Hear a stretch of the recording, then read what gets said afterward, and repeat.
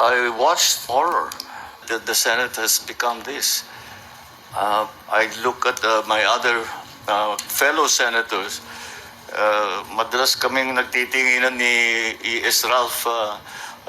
Ganyan to ba tayo? Ganyan ba tayo nung senador tayo? Meron ba tayong ganyan na ginagawa? Hindi tayo ganyan. Paano nangyari? Yung Senado hindi na kagaya nung panahon natin. Dahil personalan na eh. Naging personal, ang babaw na ng usapan. Tapos, narating pa tayo sa putukan. Tapos, fake pala yung putukan.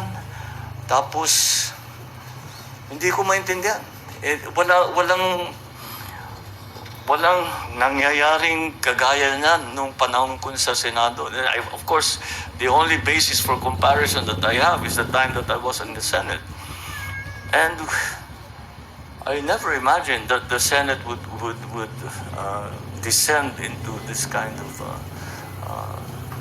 of what's happening right now. Ano nangyari dito? The Senate is now sheltering fugitives from justice. How did that happen? I don't understand how a Senate is supposed to function if those are the kind of things that the Senate is embroiled in. I hope they figure it out soon. I really do. Thank you.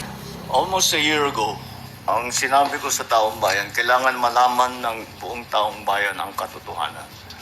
At nung kami ay pinag-aaralan ng Ombudsman, ng Department of Justice, lahat ng mga aligasyon na dumating dahil sa flood control, maraming nagsasabi, bakit wala pang nangyayari? Bakit wala pang nangyayari? Bakit ang tagal ninyo? Namimili lang yata kayo kung sino yung i-prosecute ninyo. Ngayon, nandito na. At dahan-dahan lumalabas ng katotohanan.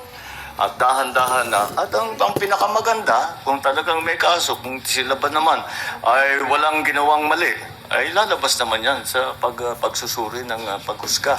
At kaya naman, ito na yung ang hinihingi sa amin ng tao. Alamin nyo, ilabas ninyo lahat ng katotohanan.